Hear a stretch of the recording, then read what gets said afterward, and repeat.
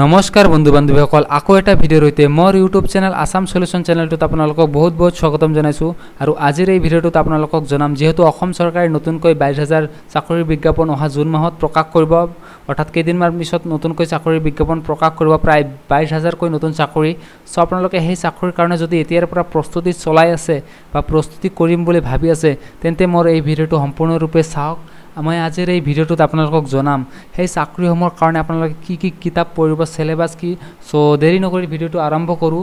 চ' প্ৰথমতে মই জিকে ছেক্টৰৰ পৰা কি কি বুক পঢ়িব লাগিব সেইটো কৈ দিম। চ' প্ৰথমতে চাওক জিকে অৰ্থাৎ জেনেৰেল নলেজ বা GS অৰ্থাৎ জেনেৰেল ষ্টাডিজ। চ' প্ৰথমতে চাওক বুক, সেই বুকটোৰ নাম হ'ল এছাম ইয়াৰ বুক। চ' অসমীয়াৰ বুক। এই বুকটো 2023 চনৰ আপোনালোকে নতুন এডিশ্যন বুকটো লৈ ল'ব, বা পুৰণা থাকিলেও একো নহয়, কাৰণ এই বুকটোই গ্ৰেড 3 গ্ৰেড 4 আদি কৰি বহুতো কম্পিটিটিভ এক্সামৰ কাৰণে, অসম ষ্টেট লেভেলৰ যিকোনো কম্পিটিটিভ এক্সামৰ কাৰণে এই বুকটো বহুতো হেল্পফুল হৈ থাকে। আৰু আপোনালোকে চাই ল'ব, শান্তনু কৌশিক বৰুৱা, সেই নামটো চাই ল'ব, এই নামটোৰ মৰ্মে আপোনালোকে কিতাপটো লৈ ল'ব। চ' এইটো এটা ভাল কিতাপ অপশ্যন আছে, এই কিতাপটো বহুত ভাল, বহুতে ব্যৱহাৰ কৰে, বহুত হেল্প হয় এই কিতাপটোৰ জৰিয়তে। আৰু জিকেৰ যিটো সিলেবাস, সেই সিলেবাসত বহুতো বস্তু ইনক্লুড থাকে। প্ৰথমতে হিষ্ট্ৰী থাকে, জিঅ'গ্ৰাফি থাকে, পলিটি থাকে আৰু লিটাৰেচাৰ অৰ্থাৎ সাহিত্য থাকে। চ' আপোনালোকে হিষ্ট্ৰীৰ কাৰণে কি কি কিতাপ পঢ়িব, হিষ্ট্ৰীৰ কাৰণে আপোনালোকে ক্লাছ 6 to 12 ছ'চিয়েল ছায়েন্সৰ যিটো বুক, অৰ্থাৎ ক্লাছ 6ৰ পৰা ক্লাছ 12লৈকে যিখিনি ছ'চিয়েল ছায়েন্সৰ বুক, সেই বুকসমূহ ভালদৰে পঢ়িব। আৰু ক্লাছ 11-12ৰ যিটো স্বদেশ অধ্যয়ন, অৰ্থাৎ মই এই বুকটোৰ ফটো দি দিছোঁ, চাওক ইয়াতে। আপোনালোকে যদি ক্লাছ 11-12ত স্বদেশ লৈছিল, আপোনালোকে নিশ্চয় গম পাব এইটো এটা অসমৰ হিষ্ট্ৰী আৰু জিঅ'গ্ৰাফি ছেক্টৰ ইয়াতে মিক্স থাকে, ইয়াতে বহুতো এই বুকটো হেল্প কৰে। চ' আপোনালোকে সেই বুকটো ল'ব পাৰে। বাকী ইয়াতে কৈছোঁ মই স্বদেশ অধ্যয়ন বুকটো, plus competitive Assam competitive exam নামৰ এটা ইউটিউব চেনেল আছে। যদি আপোনালোকে ইউটিউবত গৈ চাৰ্চ কৰে, এই চেনেলটো আপোনালোকে পাই যাব। চ' আপোনালোকে আছাম কম্পিটিটিভ এক্সাম নম্বৰ এটা ইউটিউব চেনেল আছে, আপোনালোকে এই চেনেলটো চাব পাৰে। ইয়াতে অসম হিষ্ট্ৰী, জিঅ'গ্ৰাফি আদি কৰি বহুতো ধৰণৰ ভাল ভাল কুৱেশ্যন ইয়াতে দি দিয়ে। তো জিঅ'গ্ৰাফিৰ কাৰণে আপোনালোকে এই ওপৰত যিবিলাক ক্লাছ 6 to 12 বাকী যিখিনি কৈ দিলোঁ সেইখিনি চাব পাৰে, দ্বিতীয় নম্বৰটো জিঅ'গ্ৰাফিৰ কাৰণেও। চ' পলিটিৰ কাৰণে আপোনালোকে কি চাব, পলিটিৰ কাৰণে আপোনালোকে যিখিনি ওপৰত দিছোঁ সেইসমূহ গোটেই চাব। ইয়াৰ কাৰণে আপোনালোকে স্বদেশটো চাব নালাগে, স্বদেশটোতো এনেও চাব লাগিবই আপোনালোকক, যিহেতু জিঅ'গ্ৰাফি আৰু হিষ্ট্ৰীৰ কাৰণে, তো স্বদেশটো আপোনাৰ হৈ যাব। বাকী পলিটিৰ কাৰণে আপোনালোকে ক্লাছ 6 to 12ৰ ছ'চিয়েল ছায়েন্স কিতাপটো চাব, আৰু ক্লাছ 11 আৰু 12ৰ স্বদেশ অধ্যয়ন চাব। লগতে আপোনালোকে কি চাব কচোন, কাৰেণ্ট এফেয়াৰ। চ' পলিটিৰ লগত কাৰেণ্ট এফেয়াৰৰ এটা কানেকশ্যন থাকে। চ' আপোনালোকে কাৰেণ্ট এফেয়াৰ নিউজ বা ইউটিউবত চাব পাৰে, বহুতো চেনেল থাকে কাৰেণ্ট এফেয়াৰৰ ডেইলি নিউজ এনালাইচিছ কৰে। চ' আপোনালোকে সেইবিলাক চেনেল আপোনালোকে চাব পাৰে। বাকী স্বদেশ অধ্যয়নটো পলিটিত ৰিলেটেড নাই, চ' আপোনালোকে এইখিনি চাব।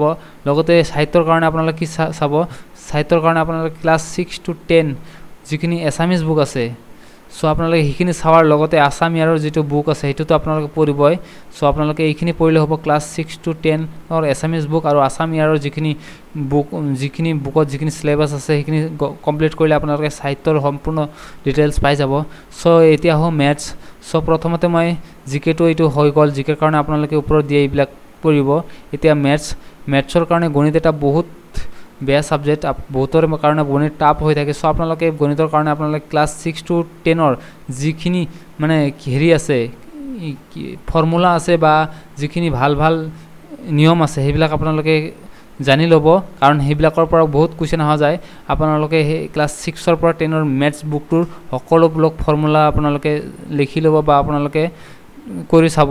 চ' এইখিনিৰ পৰা বহুত কুৱেশ্যন আহে। লগতে টিচাৰৰ হেল্প ল'ব পাৰে আপোনালোকে, যদি আপোনালোকৰ ঘৰৰ ওচৰত বা আপোনালোকে কোনোবা টিচাৰ অৰ্থাৎ শিক্ষকৰ চিনা জানা আছে, তো আপোনালোকে তাক কণ্টেক্ট কৰি কিবা যদি নজনা তথ্য থাকে আপোনালোকে হেল্প কৰি চাব পাৰে, হেল্প ল'ব পাৰে।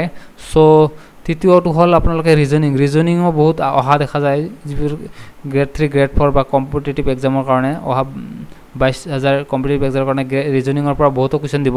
চ' ইয়াৰ কাৰণে আপোনালোকে ইউটিউব চাব। ইউটিউব চেনেলৰ এটা মই নাম কৈ আছোঁ, অসমৰ ষ্টেট লেভেলৰ ইউটিউব চেনেল, সেইটো হ'ল লাৰ্ণ উইথ SPK।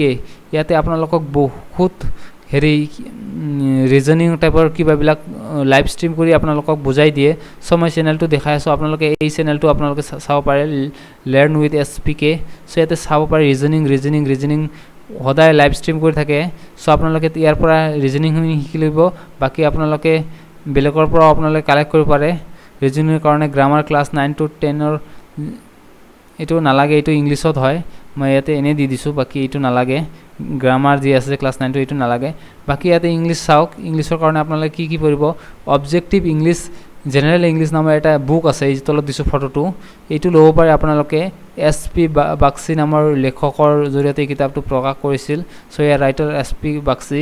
চ' আপোনালোকে চাই ল'ব SP বাগচিৰ অবজেক্টিভ জেনেৰেল ইংলিছ নামৰ কিতাপটো লৈ ল'ব। এইটো এটা বহুত হেল্পফুল অপশ্যন আৰু ভাল অপশ্যন ইংলিছৰ কাৰণে, যিহেতু ইংলিছত বহুত বস্তু থাকে। চ' আপোনালোকে এই কিতাপটো ল'লে গোটেই আছামৰ যিবিলাক ষ্টেট লেভেলৰ কম্পিটিটিভ বা গ্ৰেড 3 গ্ৰেড 4 আদি কৰি বিভিন্ন পুলিচৰ এক্সামেই হওক, আপোনালোকে এই অবজেক্টিভ জেনেৰেল ইংলিছ বুকটোত পাই যাব। লগতে ইউটিউবত চাব পাৰে। চ' এইখিনি আছিল। আপোনালোকে যদি চিলেবাছটো নাজানে মই কৈ আছোঁ, চিলেবাছটো হ'ল ওপৰত যিবিলাক হেডলাইন দিয়া আছে, GK আৰু মেথছ, ৰিজনিং, ইংলিছ, বাকী এইবিলাকৰ পৰাই মষ্ট ইম্পৰ্টেণ্ট কুৱেশ্যনখিনি আছে। আৰু মই আগতে এটা ভিডিঅ' বনাইছিলোঁ য'ত চিলেবাছসমূহত কি বস্তু ইনক্লুড থাকে, সেই ভিডিঅ'টো যদি চোৱা নাই মই ডেছক্ৰিপশ্যনত লিংকটো দি দিম, আপোনালোকে তাত গৈ চাব পাৰে। চ' আজিৰ কাৰণে এইখিনি। যদি ভিডিঅ'টো ভাল লাগে চেনেলটো ছাবস্ক্ৰাইব কৰি দিব, এটা লাইক মাৰি দিব। চ' এইখিনি আছিল, ধন্যবাদ।